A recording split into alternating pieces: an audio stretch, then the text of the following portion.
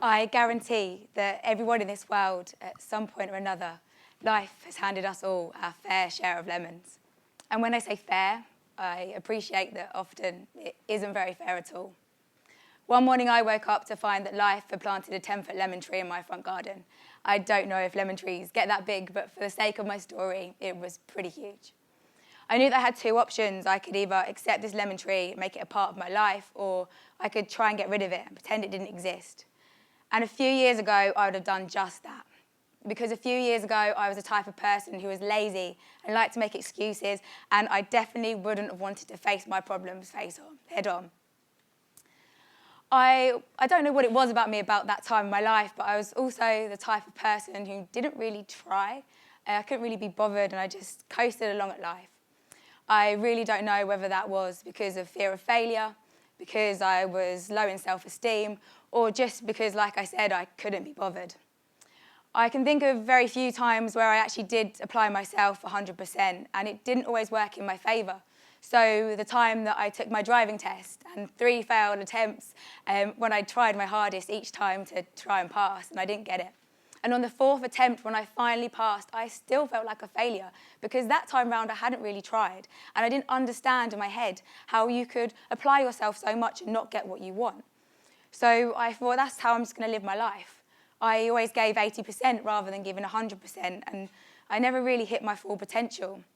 It was one day I realised that I didn't have many doors of opportunity open to me, and I wasn't really going anywhere fast in my life, and I knew that something had to change.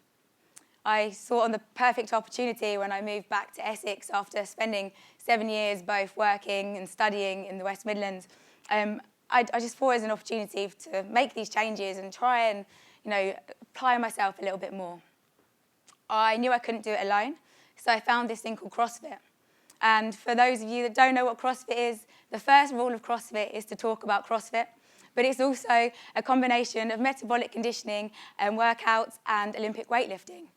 Something that I couldn't be lazy at, something that was so far out of my comfort zone that potentially I could gain a little bit of confidence, and something that I would have to fail at time and time again, and I couldn't make excuses for it, and I'd have to keep on going if I wanted to get somewhere. So I joined my local CrossFit box, and all I did was complain. I would have put money on them putting money on me never returning, and I am a moaner, through and through, the massive moaner. But I moaned when I couldn't lift a 7-kilogram bar above my head. I moaned when I got calluses on my hands, and I moaned when I ached. But it was actually the aching that got me going back, because I ached in parts of my body that I didn't even know existed. So I thought, if that's what happens if I push myself physically, what can I do if I push myself mentally? So I persevered, and eventually that 7-kilogram bar became way too light. So I upped it to a 15. Then that became too light. 15 soon became 25, and I kept on working at it, and soon it became 35 kilograms. And in the space of about a year and a half that I'd been there, I was getting 45 kilograms above my head. There was this one session I was down there, and I was trying to get 50, and I was trying and failing, and it actually felt okay to fail now at this point in my life, because failure had suddenly become a driving force, and it was something that was motivating me, and I knew that I wasn't going to leave that box until I had hit that 50-kilogram lift. Now, I don't know if it was a moment that my coach's voices popped up into my head telling me to engage certain core muscles and get angry at the bar, or whether it was just suddenly something took over. But I can pin it on one thing, and that was when my friend took out her camera phone and started filming me, and 100% appeared from nowhere, as did my vanity. And I had this 50-kilogram lift on camera, perfect bragging rights. And I am not ashamed to say of how proud I was at that lift, because for the first time in a very long time, I felt like I truly deserved something. I felt like I'd really pushed myself to get there through the failures and all. I also didn't know how much of a benchmark that 50-kilogram lift was going to be for me going forward. I carried on my weekend as normal, probably bragging to anyone who would listen or wouldn't listen about this lift. And my boyfriend was driving back home on Sunday, as he always does. And I can pinpoint the exact moment on the exact bit of road on the 7th of June 2015 when it happened. I got pins and needles in my hand. Normal, right? If I'd been sat on it, but I wasn't. And all I could think about was this lift I'd done a few days before and how potentially I just trapped a nerve. So I just thought I'd go home and sleep on it, see how I felt in the morning. So I went home, and in the morning, it literally felt like I'd done that, slept on it, because it felt completely numb. And I went to work, and over the course of the day, it was increasingly harder to use my keyboard and my mouse. And I went to CrossFit that evening, and I ran. And I am not a runner. But I beat a personal record. I was the strongest and fittest I'd ever been. I was beating these personal records like every other week. And it was an amazing feeling, but what wasn't an amazing feeling was how numb my legs were. I got in my car to drive to work the next day, and I must have stalled it about 3 or 4 times before even leaving my road. And I know it took me several attempts to pass my test, but I'm really not that bad of a driver. So I knew I had to do something about it, so I rang up my GPs, normal kind of process. They sent me for some bloods. I got the results back, and before I knew it, they were diagnosing me. And they told me that I had a vitamin B12 deficiency, something that I'd never heard of before. So I did my research, and it looked quite manageable. It looked like something that I could control, and it would be okay. And all I'd have to do was to go in to the doctors every other day over the course of 2 weeks to have these jabs. I also read that after about 74 hours, the effects start to take place, and some of my side or symptoms that I was experiencing would start to go. Brilliant. Apart from that, 74 hours came and went, and it quickly turned into 4 months.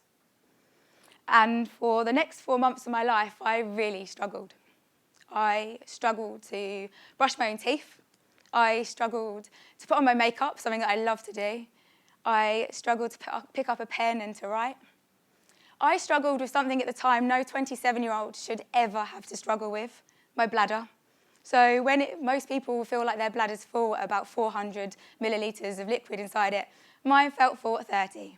So I was averaging toilet trips of about 26 times a day just so I didn't have any accidents. And luckily I didn't, but the thought alone was bad enough.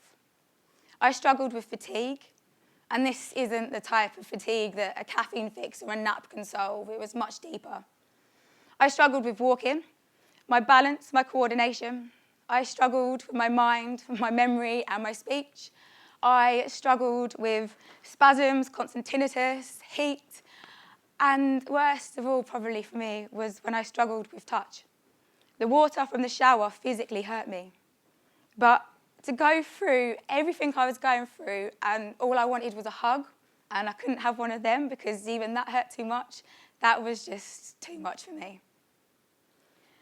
There's one thing throughout it all that I didn't struggle with, and that was living. And every day I was on the phone to my GPs begging them to get me seen by a neurologist. And I was on the waiting list all across Essex, and finally I bit the bullet and I went to see one privately because the waiting and not knowing was almost as bad as the symptoms themselves. And I went to see this neurologist, and he didn't give me any conclusive answers, but he did send me for an MRI. And it was during this time that I was getting my MRI, I developed my favourite symptom, and I'm allowed to have a favourite symptom. Every time I bend my head forward like this, I'd get this vibrating feeling that would travel down the back of my spine and numb my feet, which is perfect when I'm sat at work and the fatigue's hitting and I'm like nodding off and it's bolting me upright again. Got me out of loads of trouble. But also I have this symptom and Google to thank for my diagnosis, because when I Googled this side effect, the symptom I was having, I realised that it wasn't connected to many things other than this one. I still needed to hear it from a professional. So on the 16th of September 2015, there I was, sat in front of my neurologist when he very matter-of-factly told me, "Ellen, you have relapsing, remitting multiple sclerosis." And of all the emotions I could have felt that day, I felt relief. I felt relieved that I didn't have to have any more tests. I felt relieved that finally people might be able to believe me because I've got a name for it. And I felt relieved that it was relapsing, remitting, the most common form of MS. Now, MS in Latin means many scars. To me, it means incurable. It means potentially life-changing, and it definitely means unpredictable. I just kind of took it on my chin, and for reasons unknown, basically MS just attacks my immune system. So my immune system attacks this coating called the myelin that covers both my brain and my spinal cord, leaving lesions. And these lesions stop the signals that are meant to be going to the right parts of my body from getting there, causing the abundance of symptoms that I was experiencing.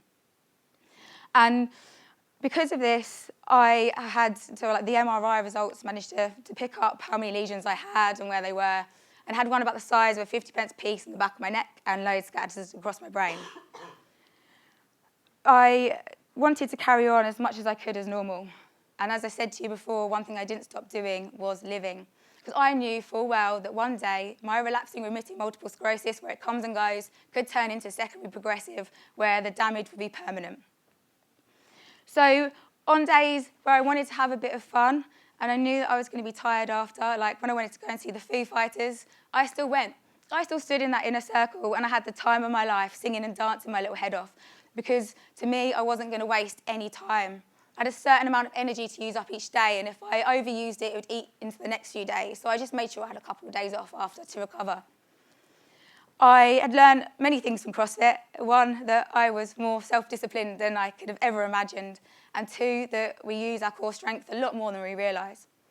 So when I was walking, my knees were just literally buckling inwards every time I put my foot down.